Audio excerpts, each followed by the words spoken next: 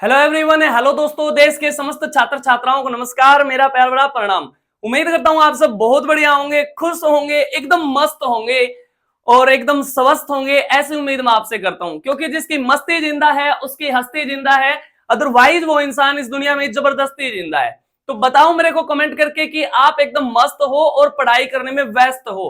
पढ़ाई कर रहे हो, नहीं पढ़ाई कर रहे हो, क्या कुछ चल रहा है? आपसे ही बातें कर रहा हूं, सुन रहा है ना तू? हाँ, आपसे ही बातें कर रहा हूं। तो बताओ कमेंट करके कि आपकी पढ़ाई कैसी चल रही है, पढ़ रहे हो या नहीं पढ़ रहे हो, या इस जीवन को ऐसे ही बस पास करते जा रहे हो कि आज का भी दिन निकल गया, कल का भी दिन निकल गया, आज का भी दिन निकल जाएगा। ऐसा तो नहीं है ना। ये जिंदगी हर रोज मिलती है, जिसको टुमारो के नाम से जानते हैं।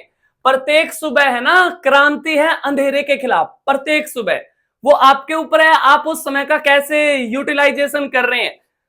तो हर रोज आपको नई जिंदगी मिलती है, तो उसका सदुपयोग किया करो समय का। ये जवानी है पसीना बहाने के लिए ही बनी है, तो खूब मेहनत करो, खूब पसीना बहाओ।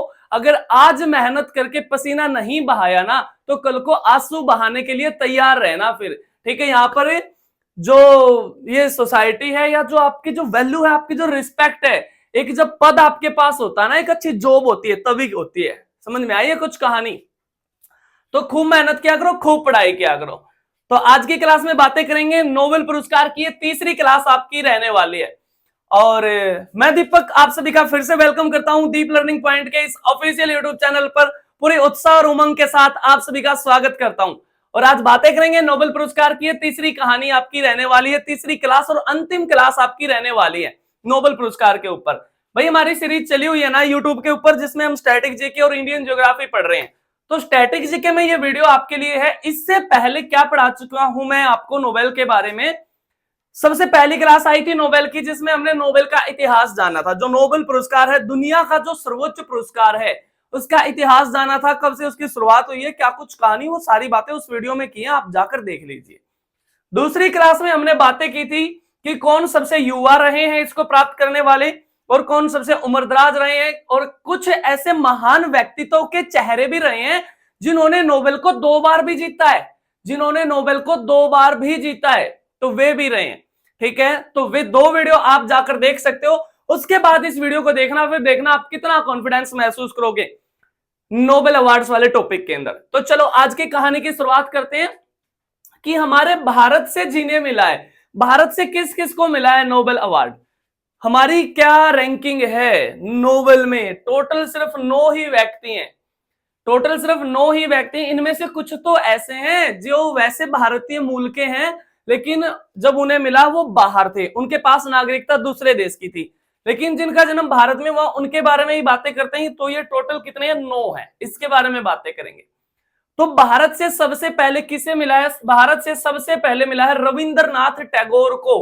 रविंद्रनाथ टैगोर को कब मिला है? गीतांजलि के लिए 1913 में मिला है। 1913 में मिला है। किसके लिए? गीतांजलि। गीतांजलि क्या है? कुछ पोएम्स का कलेक्शन है, कुछ कविताओं का संग्रह है। और ये किसके अंतर्गत आएगा? ये आएगा आपका साहित्य के अंतर्गत। ये आएगा आपका किसके अंतर्गत? तो इन्हें साहित्य में मिला है, लिटरेचर में मिला है रविंद्रनाथ टैगोर को। और रविंद्रनाथ टैगोर ने हमारा क्या लिखा है? जो राष्ट्रीय ज्ञान है, राष्ट्रीय गान है, वो भी लिखा है। कमेंट करके बताओगे राष्ट्रीय गान को कब अपनाया गया था? राष्ट्रीय गान को कब अपनाया गया था बताओगे आप? तो हमारे देश का राष्ट्रीय गान तो इन्होंने लिखा ही है, उसके तो रचयिता ये है ही। साथ में इन्होंने बांग्लादेश का भी लिखा है, बांग्लादेश का भी लिखा है। और रविंद्रनाथ टैगोर तो भाई साहब पहले एशियन रहे हैं नोबेल को प्राप्त करने वाले। यानी कि पूरे एशिया महाद्वीप से अगर किसे मिला है नोबेल सबसे पहले, तो हमारे देश का नंबर आया है, जिसमें सबसे पहले मिला है किसने? रविंद्रनाथ टैगोर जी को मिला है। और रविंद्रनाथ टैगोर जी को गुरुदेव की उपाधि किसने दी थी? महात्मा गांधी ने दी थी। और महात्मा गांधी को महात्मा की उपाधि इन्होंने ही दी थी, रविंद्रनाथ टैगोर ने दी थी। और रविंद्रनाथ टैगोर ने वेस्ट बंगाल के अंदर एक यूनिवर्सिटी भी बनाई थी, विश्व भारती नाम की यूनिवर्सिटी, जो आज भी काम कर रही है, लेकिन उतने बड़े स्तर पर काम नहीं कर रही है। और जहां पर इनका जीवन बीता, आधे से भी ज्यादा जीवन इनका कहां बीता है? वेस्ट बंगाल के अंदर शांति निकेतन में। तो शांति निकेतन आज के दिन आपका यूनेस्को में शामिल किया गया है। यूनेस्को में शामिल किया गया शांति निकेतन और होयसलेश्वर का मंदिर, ये दोनों टैग भारत को एक साथ मिले थे यूनेस्को के। जब यूनेस्को पढ़ाऊंगा तो इसके बारे में बातें पता चलेंगी, वरना अगर आपने पढ़ा भी है तो आप समझ गए होंगे कि क्या यूनेस्को, क्या कुछ कहानी है। तो रविंद्रनाथ टैगोर पहले एशियन, पहले भारतीय रहे हैं नोबेल पुरस्कार को जीतने वाले। 1913 में गीतांजलि के लिए इन्हें मिला है, साहित्य के क्षेत्र में मिला है। इतनी सी बातें याद रखेंगे। अगला जो नाम है सीवी रमन। सीवी रमन कौन रहे हैं? सीवी रमन। सीवी रमन बहुत बड़े साइंटिस्ट रहे हैं, बहुत बड़े वैज्ञानिक रहे हैं, और सीवी रमन को 1930 में फिजिक्स के क्षेत्र में नोबेल पुरस्कार से नवाजा गया। इन्होंने क्या किया था? इन्होंने ना स्कैटरिंग ऑफ लाइट का जो प्रिंसिपल है, जो प्रकाश का प्रकीर्णन सिद्धांत है, उस पर इन्होंने कार्य किया था सीवी रमन को। और सीवी रमन से तो और भी आप क्या बातें याद रख सकते हो? सीवी रमन को स्टार्टिंग में ही भारत रत्न मिल गया था। देखो, हमारे देश का सर्वोच्च सम्मान है भारत रत्न। हमारे देश का, भारत का सर्वोच्च सम्मान है भारत रत्न। और भारत रत्न की स्थापना हुई थी कब? 2 जनवरी 1954 को। तो उसी साल 3 व्यक्तियों का नाम आया था सबसे पहले। किस किस का? जिसमें एक थे हमारे फिजिक्स के बहुत बड़े scientist CV Raman. CV Raman को मिला था। साथ में मिला था चक्रवर्ती राजगोपालाचारी को। चक्रवर्ती राजगोपालाचारी को, जो भारत के पहले भारतीय गवर्नर जनरल थे। पहले भारतीय गवर्नर जनरल थे चक्रवर्ती राजगोपालाचारी। और तीसरे व्यक्ति थे सर्वपल्ली राधाकृष्णन। सर्वपल्ली राधाकृष्णन, जिनकी याद में टीचर्स डे मनाया जाता है आपका 5 सितंबर को। तो सीवी रमन को मिला था कब? 1930 में। और एक बात बताओ, सीवी रमन को जो भारत रत्न देना था ना, वो मजबूरी हो गई थी हमारी सरकार की। भाई कैसे हो गई थी? 1930 में इन्होंने जब दुनिया के सबसे बड़े पुरस्कार को प्राप्त कर लिया है, उसको अचीव कर लिया है, तो कहीं ना कहीं हमारी सरकार में ये देखो ना, आपकी पहचानने की कमी रह गई है। यानी कि एक व्यक्ति को दुनिया ने तो पहचान लिया है, लेकिन हमारी सरकार नहीं पहचान पाई। इसीलिए स्टार्टिंग में ही इनका भी नाम आया। जब भारत रत्न की स्थापना की गई थी तो उसी साल इनको भी भारत रत्न से नवाजा गया था, सीवी रमन को। आप लिख सकते हो, इन्हें भारत रत्न भी मिला है 1954 में। इन्हें भारत रत्न भी मिला है। आगे की कहानी क्या है? तीसरे नंबर पर मिला है हरगोविंद खुराना जी को। हरगोविंद खुराना जी को। हरगोविंद खुराना जी को किस क्षेत्र में मिला है? मेडिसिन कह सकते हो या आप फिजियोलॉजी कह सकते हो। मेडिसिन कह सकते हो या फिजियोलॉजी कह सकते हो। 1968 में मिला है। 1968 में मिला है। किस पे इन्होंने कार्य किया था? इन्होंने ना जेनेटिक कोड पे कार्य किया था, आनुवांशिकी पे इन्होंने कार्य किया था, डॉक्टर हरगोविंद खुराना को। तो इनको भी नोबेल पुरस्कार से सम्मानित किया गया है 1968 में। उसके बाद आगे की कहानी क्या है? Mother Teresa. भाई मदर टेरेसा, मदर टेरेसा को कहा गया है mother of charity. Mother of charity कहा गया है। एक्चुअल में इनका जन्म कहां हुआ था? इनका जन्म हुआ था मैसेडोनिया के अंदर। इनका जन्म हुआ था, स्कोपजे नाम का शहर है। लेकिन ये कहां पर आई? भारत में आई। 1929 में भारत आ गई थी। और फिर भारत के लिए जी, भारत के लिए मरीज, जितने भी कार्य किए भारत के लिए किए। भारत की जो व्यवस्था है उसको सुधारने में इन्होंने कार्य किया। इवन इन्होंने इतने कार्य किए हैं, इन्होंने अलग अलग तो रोगियों पे कार्य किया, अलग अलग डिस्पेंसरी इन्होंने खुलवाई, अलग अलग छोटे छोटे विद्यालय इन्होंने खुलवाए। खासकर इन्होंने ना टीबी और एड्स के मरीजों पर कार्य किया है मदर टेरेसा ने। यानी कि इन्हें ये अवार्ड मिला है पीस में, शांति के क्षेत्र में इन्होंने ये पुरस्कार प्राप्त किया है। और मैंने आपको बताया था कि जो शांति वाला पुरस्कार है, जो नोबेल है, उसकी वैल्यू बाकी की तुलना में कहीं ज्यादा होती है। क्योंकि जो इंसान शांति के लिए कार्य कर रहा है, उसकी वैल्यू जो पढ़ाई लिखे में कार्य कर रहे हैं, पढ़े लिखे, उनसे कहीं ज्यादा हो जाती है कई बार। जैसे आप एग्जांपल ले सकते हो मलाला यूसुफजई से, जिन्होंने अपने प्राणों की बिल्कुल अंतिम स्टेज तक जो चली गई थी। मलाला यूसुफजई जो लड़ गई थी तालिबानियों से, कि क्यों? क्योंकि उन्होंने कहा था कि मैंने शिक्षा का महत्व पता है, मेरे को शिक्षा का प्रचार करना है तो करना ही है। तो इन्हें शांति में मिला है। तो प्रश्न भी पूछ सकता है, इन्होंने ना भारत की नागरिकता प्राप्त कर ली थी, तो आपसे प्रश्न पूछ सकता है पहले भारतीय जिनको शांति में नोबेल पुरस्कार मिला है, तो मदर टेरेसा। और मदर टेरेसा को जब 1979 में नोबेल मिला है, तो हमारी सरकार को लगा कि भाई जब इन्होंने दुनिया का सबसे बड़ा अवार्ड उठाया है नोबेल, तो हमें भी तो इन्हें अपने देश का सर्वोच्च सम्मान देना चाहिए ना। हमारे देश का सर्वोच्च सम्मान क्या है? फिर से भारत रत्न।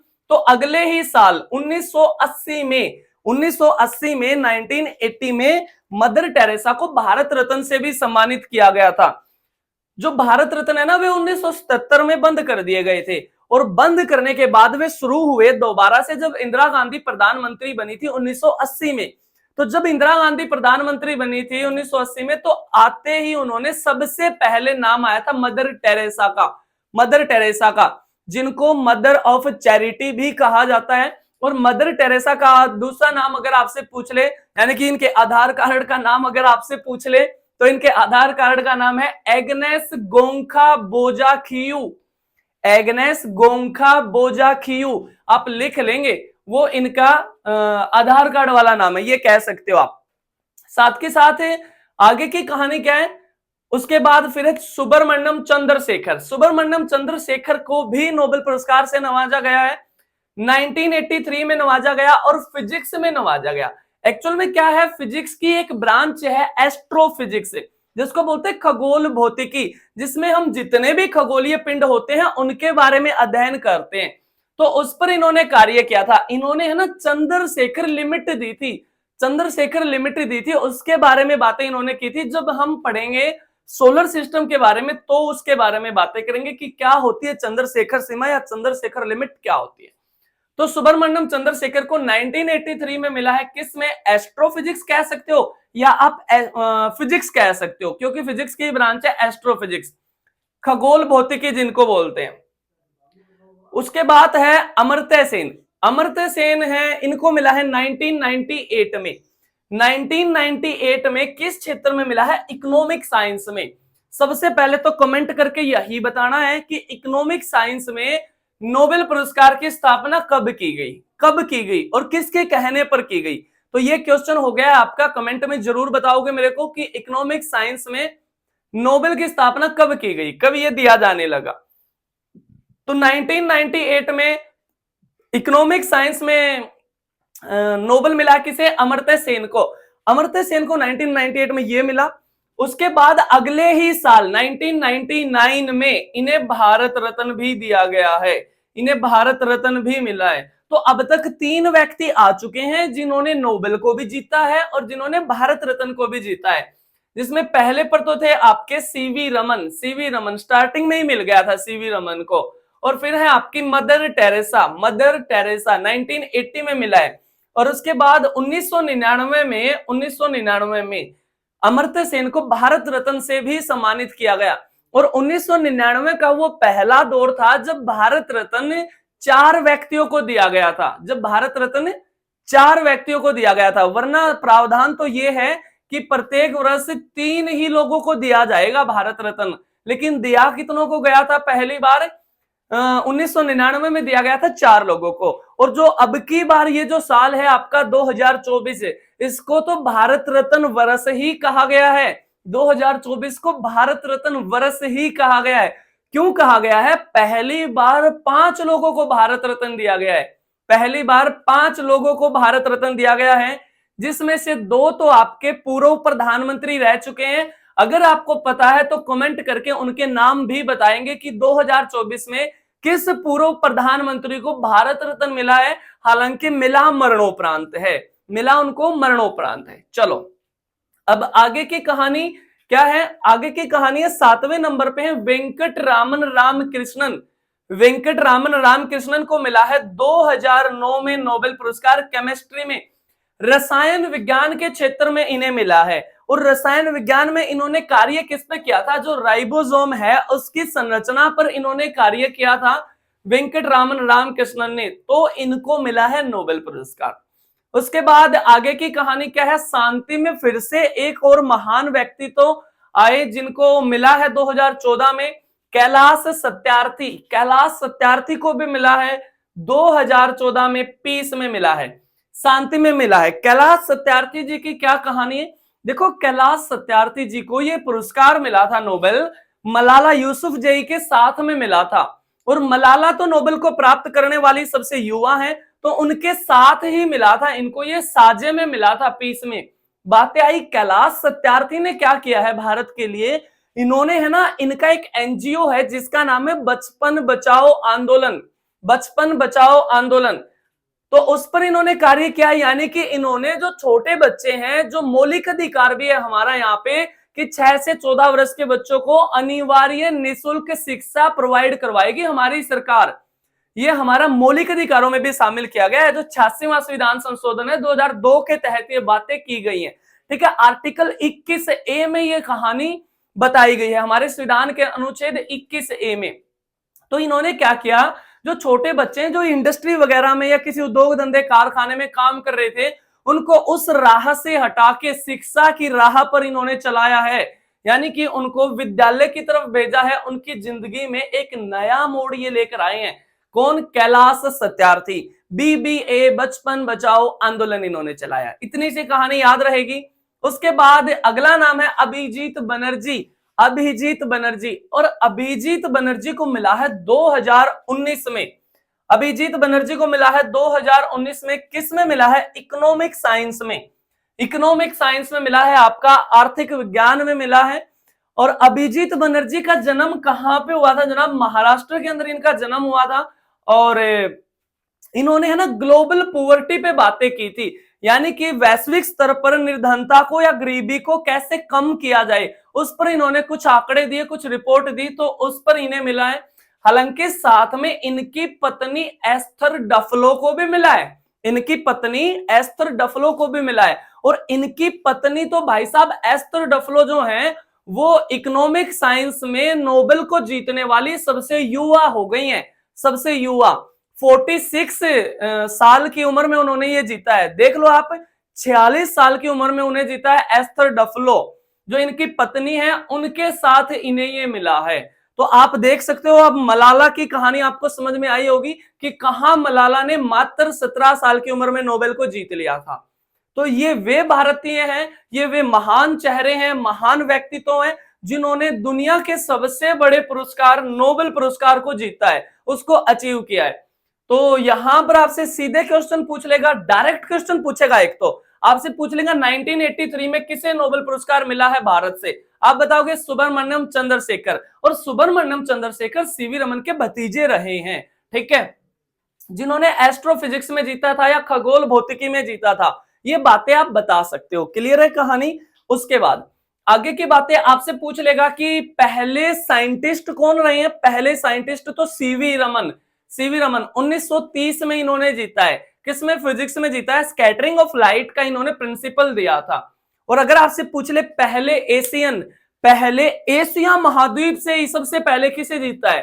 किसने जीता है? तो रविंद्रनाथ टैगोर ने जीता है, जिन्होंने हमारा राष्ट्रीय गान के जो रचयिता हैं। आप कमेंट करके बताओगे कि राष्ट्रीय गान को कब अपनाया गया था। मैंने आपको बताया क्लास में, एक तारीख थी जिसमें क्या था? गान, और उसी में था गीत, और उसी में था पति। गान, गीत और पति एक तारीख थी। वो तारीख आपको बतानी कमेंट करके, और उस तारीख को यहां पर इन तीनों के आगे एक शब्द चिपका देना है, राष्ट्र। राष्ट्र यानी कि उस तारीख को राष्ट्रगान को अपनाया गया, उसी तारीख को राष्ट्रगीत को अपनाया गया, उसी तारीख को राष्ट्रपति की नियुक्ति की गई थी। पहले राष्ट्रपति डॉक्टर राजेंद्र प्रसाद। और डॉक्टर राजेंद्र प्रसाद एकमात्र ऐसे व्यक्ति रहे हैं जिनको 2 बार राष्ट्रपति बनाया गया है, यानी कि जो दूसरी बार भी राष्ट्रपति के पद पर आए। आज तक है ना कोई भी व्यक्ति राष्ट्रपति दूसरी बार नहीं आया है, कोई भी। भारत के आप इतिहास में जाकर देख सकते हो, 1951 से लेकर या 50 से लेकर आज तक, चाहे डॉक्टर APJ अब्दुल कलाम आजाद भी क्यों ना हो, 2 बार राष्ट्रपति कोई नहीं आया। किसको छोड़कर? डॉक्टर राजेंद्र प्रसाद को छोड़कर। हालांकि प्रधानमंत्री 3-3 बार भी बन चुके हैं, प्रधानमंत्री 3-3 बार भी बन चुके हैं, लेकिन राष्ट्रपति कोई नहीं आया है। तो ये कहानी थी आपकी नोबेल पुरस्कारों की। ये आपकी तीसरी क्लास थी और अंतिम क्लास ये थी। इसके बाद आप नोबेल के टॉपिक को किसी भी किताब से पढ़ सकते हो। आप देखना कितने आप क्वेश्चन उससे सोल्व कर पाओगे।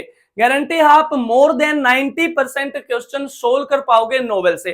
किताबें सारी अच्छी हैं, ऐसा नहीं है कि आपके पास वो नहीं है कि वही किताब लेनी पड़ेगी, ये नहीं है यही किताब लेनी पड़ेगी। 10 किताबें पढ़ने से अच्छा है एक ही किताब को 10 बार पढ़ डालो।